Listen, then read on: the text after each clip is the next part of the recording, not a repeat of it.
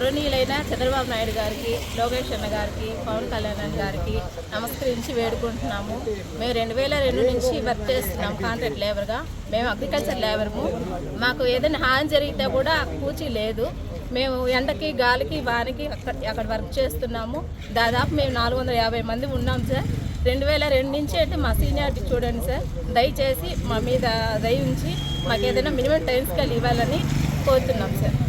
2 outsourcing, work contract, scheme వర్కర్స్కి ఎటువంటి లబ్ధి చేకూరలేదు. ఇదేదో ఎంప్లాయీస్ని అందరి కంటి తుడుపు చర్యగా ఈ జీవో రిలీజ్ చేసి దాంట్లో కూడా ఆర్థికంగా పొందిన వాళ్ళకు మాత్రమే చేస్తామని చెప్పింది అనేది చాలా అన్యాయము. ఎక్కువ ప్రభుత్వ రంగ సంస్థల్లో అవుట్సోర్సింగ్, వర్క్ కాంట్రాక్టు, ఆప్కాస్ కింద 25 సంవత్సరాలుగా పనిచేస్తూ చాలని జీతాలు తీసుకున్నటువంటి వాళ్ళకి టైం స్కేల్ చేస్తామని చెప్పి గత ప్రభుత్వం చెప్పింది. అంతకుముందు ప్రభుత్వం పర్మనెంట్ చేస్తామని చెప్పింది, జీతాలు పెంచుతామని చెప్పింది. ఇంతవరకు ఏ పంచాయతీ కూడా చేయకుండా, కనీసం జీతాలు కూడా పెంచకుండా, టైం స్కేల్ కూడా ఇవ్వకుండా ఈరోజు ఆ జీవో ఇచ్చేసి మమ్మల్ని అందరినీ ఏడిపించే ప్రయత్నం అయితే ఈ ప్రభుత్వం చేస్తూ ఉంది.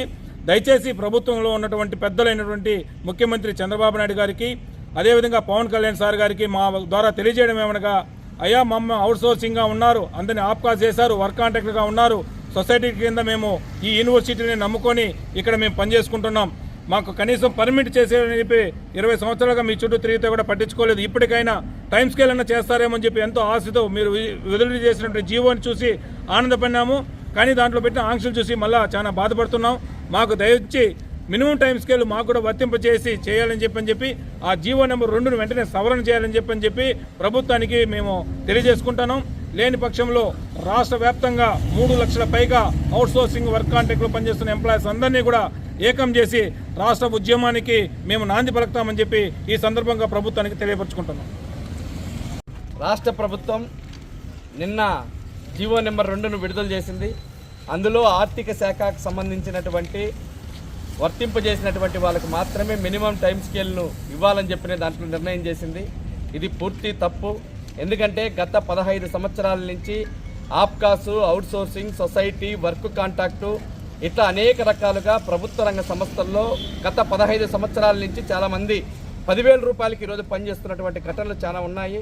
వీళ్ళందరికీ కూడా టైం స్కేల్ వర్తింపజేస్తానని చెప్పని గతంలో అనేక సందర్భాలుగా వాగ్దానం చేశారు. గతంలో చంద్రబాబు నాయుడు గారు ముఖ్యమంత్రిగా ఉన్నప్పుడు జీవోను ఒకటి విడుదల చేయడం జరిగింది.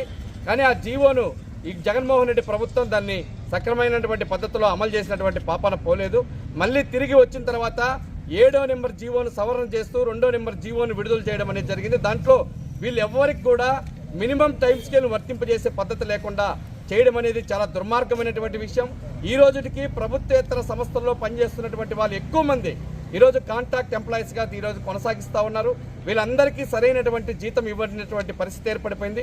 ఒకప్పుడేమో సుప్రీంకోర్టు ఇచ్చినటువంటి తీర్పు ప్రకారం 1977 సర్వే జీవో నెంబర్ ప్రకారం వీళ్ళందరికీ కూడా జీతాలు ఇవ్వాలి, సమాన పనికి సమాన వేతనం ఇవ్వాలని చెప్పిన చట్టం చెప్తా ఉంది. ఆ చట్టం ప్రకారం ఏ ఒక్కటి కూడా అమలు చేసినటువంటి పాపాన పోలేదు. ఇప్పటికైనా కూటమి ప్రభుత్వం వచ్చిన తర్వాత వాళ్ళు ఇచ్చినటువంటి మేనిఫెస్టోలో వీళ్ళందరికీ కాంట్రాక్ట్ ఉద్యోగులందరికీ మినిమం టైం స్కేల్ వర్తింపజేస్తామని చెప్పినని హామీ ఇచ్చారు. ఆ హామీని అమలు చేయకుండా ఈరోజు తాస్కారం చేస్తున్నటువంటి పరిస్థితి ఉంది. దాదాపు 3 లక్షల మంది పైచీలకు ఈరోజు దీన్ని కాంట్రాక్ట్ వ్యవస్థను, అవుట్సోర్సింగ్ ఈ వ్యవస్థను నమ్ముకొని వాళ్ళ జీవనాలు కొనసాగిస్తూ ఉన్నారు. మినిమం టైం స్కేల్ 26,000 రూపాయలు ఇవ్వాలని చెప్పని ఈరోజు డిమాండ్ చేస్తున్నాం. దీన్ని తక్షణమే ఈ 2వ నెంబర్ జీవోను సవరణ చేస్తూ అక్కడ ఉన్నటువంటి ఆర్థిక శాఖకు సంబంధించినటువంటి పరిమితి కాకుండా మొత్తం అందరికీ మినిమం టైం స్కేల్ వర్తింపజేసే విధంగా సవరణ చేయాలని చెప్పని సిఐటియు డిమాండ్ చేస్తూ ఉంది. లేని పక్షంలో మరింత ఆందోళన పూనుకుంటామని చెప్పని రాష్ట్ర ప్రభుత్వానికి హెచ్చరిక చేస్తూ ఉన్నాం.